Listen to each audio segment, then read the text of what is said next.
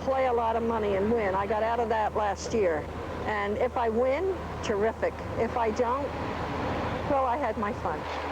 Why is it fun? You lose your aches, you lose your pains. It's good therapy for especially people my age. You start pulling the handle on the slot machines, and you forget your aches and pains. What about the money you lose? Well, they give you the money. All you lose is your bus fare, and they give you money, and, you know, sometimes you win.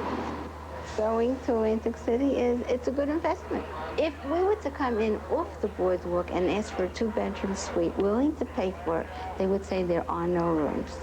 If we wanted to have a dinner reservation at 9:30, they would say they're filled up. If you wanted to see Frank Sinatra, they would say they've been sold out for a month. How you doing? Good. Thank you. I come to the casinos to get away from staying at home by myself. I don't like television anymore. I got into too many soap operas. As a matter of fact, the soap operas were my family. And I got away from that. And, you know, it gets lonely. A day can't go by. When I stay home on Saturday, I have to force myself to stay home because I want to go for broke. I like to play. And if I have 2 quarters in my pocket, it's going to burn a hole in my pocket until I find a machine that'll take it. Last June, I came down with my Visa card. Never bring your Visa card down. I went and I got $200 worth of dollar tokens. And inside of a half hour, I lost my $200. I went for broke, and it took me 2 months to recuperate because I live on my Social Security. And like a true gambler, I'm going to die broke. Believe me, I'm going to die broke, but I'm going to die happy.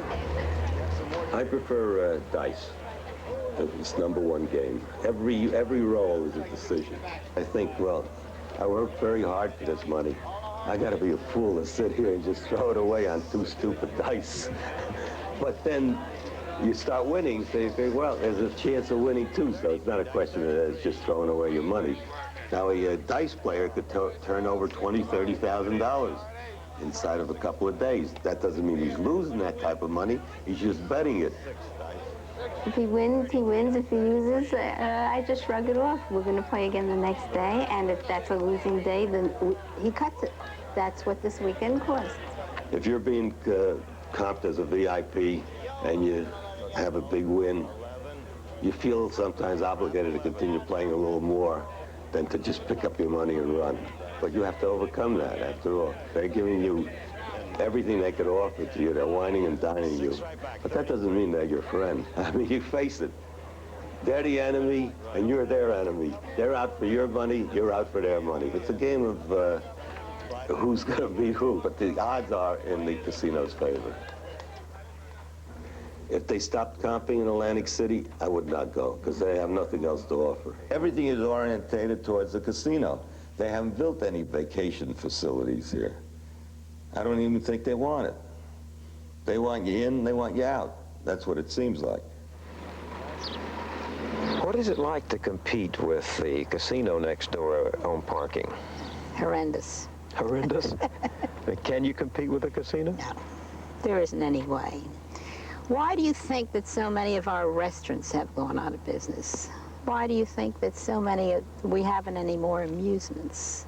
Why do you think so many of our bars have gone out of business? Can't compete.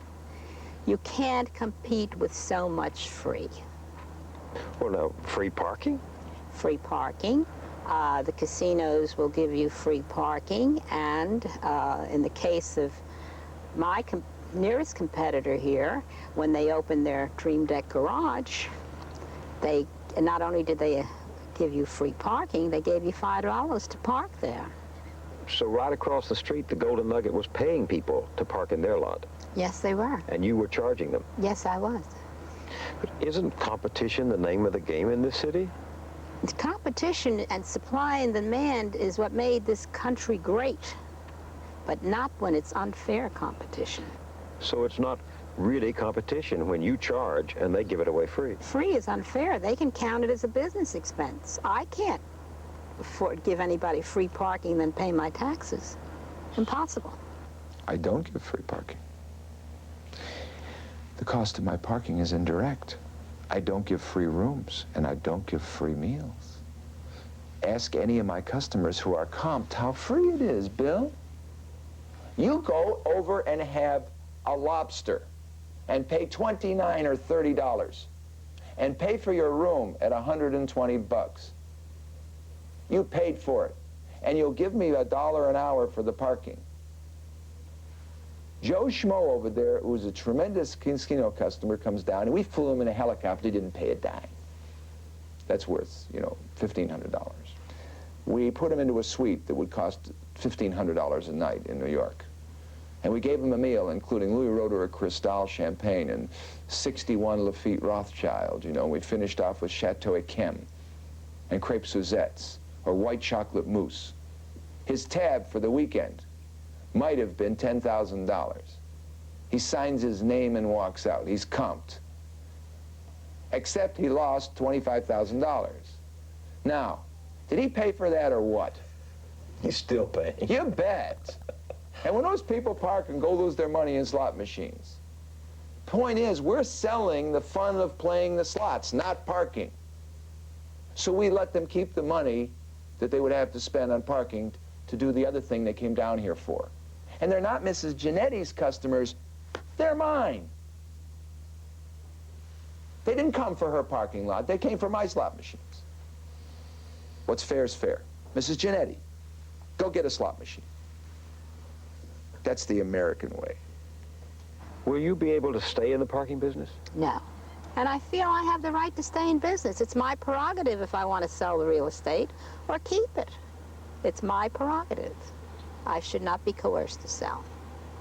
I should have the opportunity. This is the United States of America. I think my constitutional rights are being violated. I have the right to stay in business and meet fair competition. And this is not fair competition.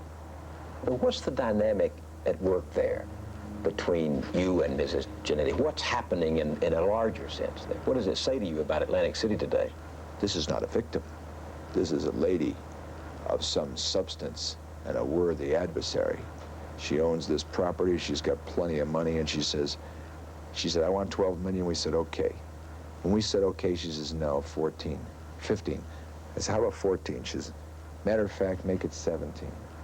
We said 15, she said 20.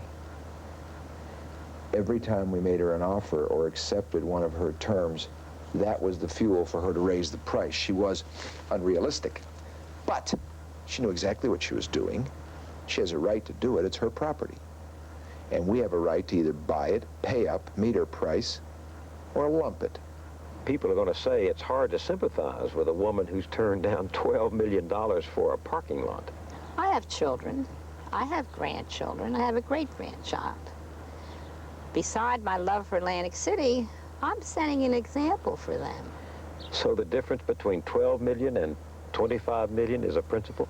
If the last sale was so much, and I have comparable real estate, that's what mine is worth. At least that. The Golden Nugget offered the El Greco Motel, which is on the corner of Montpelier and Pacific, was offered $5.9 million, or $590 a square foot. This establishment right here, this condominium, was offered $13.8 million, or $602 a square foot. Now, I own most of the real estate in this block, with the exception of this building right here, which the Golden Nugget owns, and they paid $500 a square foot for that building, or $1.5 million. We're talking between $500 and $600 a square foot. They offer me $317 a square foot. It's not in comparison. Mrs. Genetti and a few others are now witnesses that when we say there's no offer, there's no offer. We're done. She can sell that piece of property for anything she wants to someone else. I believe in right, and I believe in the United States of America. You have a right to stay in business, and you have a right to sell your real estate at a going rate. And I will not be coerced. Less than half the residents believe life in Atlantic City is better since gambling.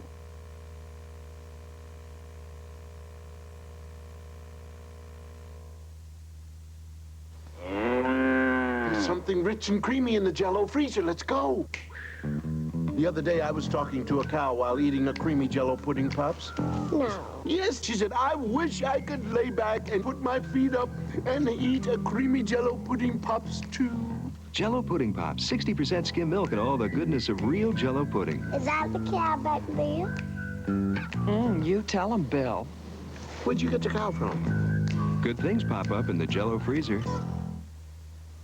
My Alexander loves my hair to smell as beautiful as it looks.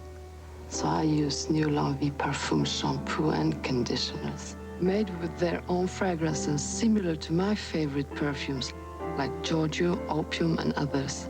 My hair is surrounded in fabulous fragrance. It shines, it shimmers, feels sensually soft to the touch.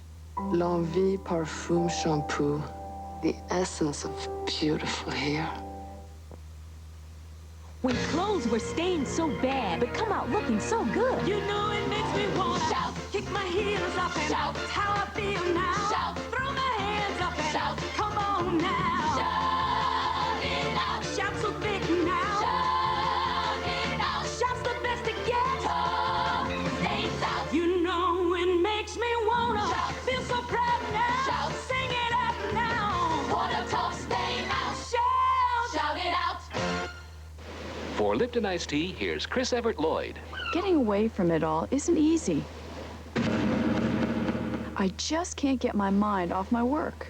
But when I'm not playing, all I want to think about is the sun and a cool, great-tasting drink. There's only one, the best. Lipton Iced Tea. Any way you like it, it's the best-tasting tea I know. That tastes so good. This is the life.